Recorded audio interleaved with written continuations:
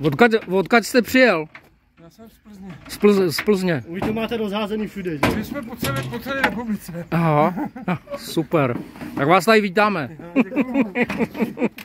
Osvoboditele. Tak,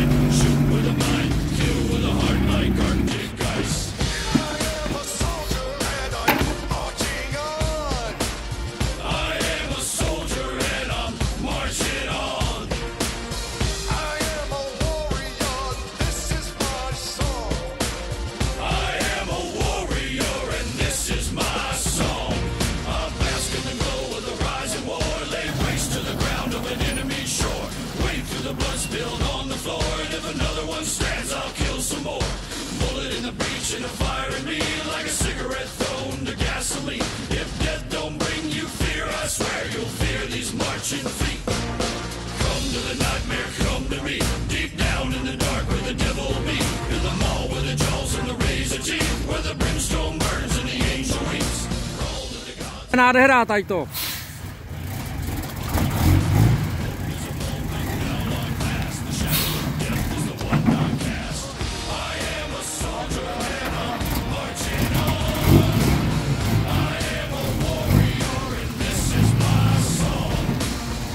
Tyhle ta pecka.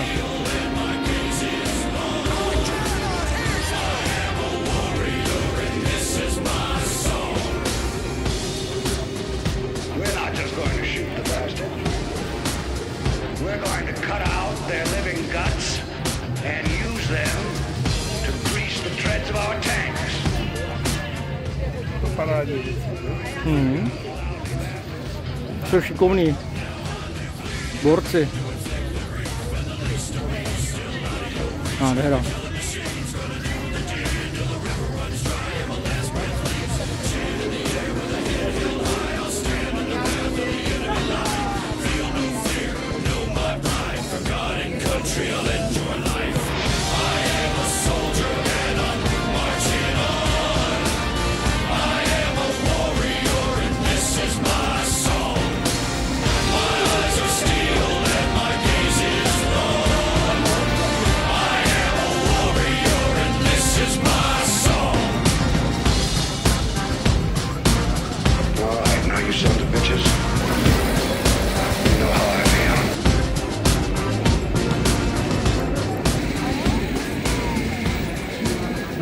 Přesně jaký za rekordu. Já si myslím, že ano, že to dáme. Je to dáme, to už je jasný. Tak a pojďme, přátelé, se to, jako existují na to nějaký tréninky, které třeba děláte, nebo se prostě sejdete a řeknete, tak jdem do toho a uvidíme, jak to dopadne. Tak tréninky možný nejsou, protože velkou práci odvádí naši kolegové ze Slovenska třeba, takže my se vidíme 3krát do roka a vždycky to dá. Výzkumné jednotky tankovej 3. armády a Stuarty, vážení priatelia, ľahké tanky nám vychádzajú do útoku zneškodniť kolónu. A nemecký ťažký tank King Tiger sa otáča proti postupujúcej jednotke amerických Stuartov. Vidíte, tam nastávajú výbuchy, časť kolóny je zničená a americké Stuarty spúšťajú palbu na postupujúceho Tigra. Samozrejme, nemajú šancu, pretože ten čelný pancer toho Tigra mal viac ako 100 mm.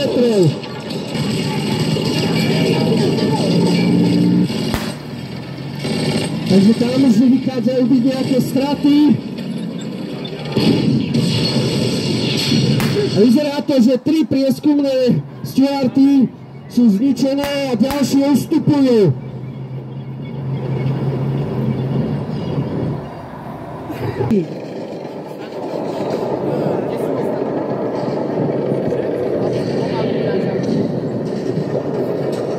Takže v kolóne nám vyrážajú legendárne tanky Panzer 4. No a vidíte, tu vo vrchnej časti sa medzi tým podarilo Nemcom zorganizovať narýchlo obranu z ťažkých tankov. Väčšinou sú tu Tigre a King Tigre a budú sa snažiť zastaviť postup štvrtej armády. Do luftu most, áno, už to prebieha. A tam vidíte, že Nemci, pyrotechnici schovaní v bunkroch, vyhadzujú most do luftu. Americký Sherman je už znehybnený. Posádka prežila, snaží sa otáčať väžou a strieľať, ale most je už teda ako zneškodnený. No a na ľavej strane už sa veľmi nebezpečne priblížili americké. Je unikátny model, ručná výroba, nočné pancierové ochrany na veži, po bokoch, kvôli priestrelom spomalovalo to strel, koristili, tak ho používali napríklad aj Američania ako sanitmivosť, že ťahač dela, no potom je tam stredno na podvozku auto 38, ktorá sa vyrábala tu na protektoráte, ďalší makel, no a za ním je legendárny Tiger s 88 mm karónom a karónom ukončuje Panzer III, veľmi náborný model, posádka sedí.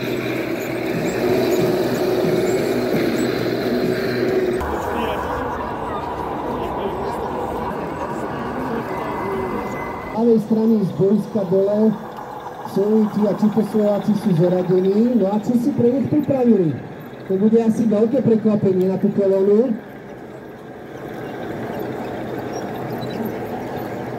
Sovieti a Čechoslováci veľmi opatrne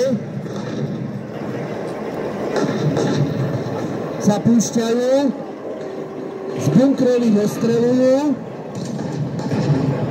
kročiť most.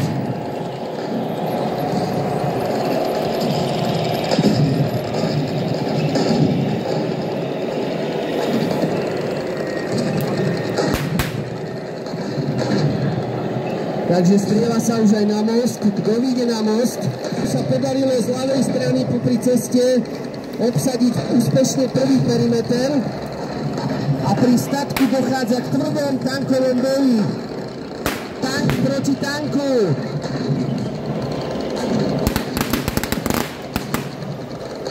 Nemci zasahujú, sa dostáva, odpálilo do vežu, vidíte, dostal zásah z tečiek do veží. Vymrštila sa do vzduchu. Takže pravá strana boiska od Cholajniciach, tam je totálne zdecimovaná tá nemecká armáda.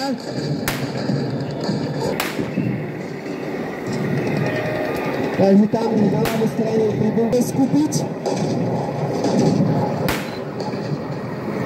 No ale Sovieti a Češi tankisti, Čechoslováky z prvého tankového zboru Ludvíka Svobodu tlačia na nepriateľa.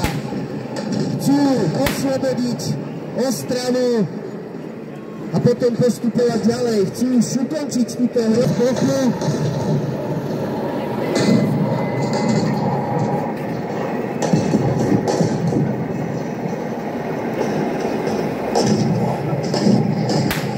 Nemci ustupujú náš. Čechoslováci s ťažkou technikou sa prebíjajú smerom ku kostolu. No, postupujú ďalej, pretože už ozaj ten odpor nemeckej pravidelnej armády už je veľmi slabý a vyzerá to tak, že sa idú vzdať prvému tanku, ktorý vchádza do Ostravy. Takže sa vzdáva nemecká technika. Ostatné jednotky nám medzičasom Nemecko museli ustúpiť. A Čechoslováci sa dostávajú do mesta Ostravy a oslobodzujú ho. Takže asi takto nejako v skratke prebiehajú ťažké boje sovietskej československej techniky versus nemeckej. A spoza budov nám vychádza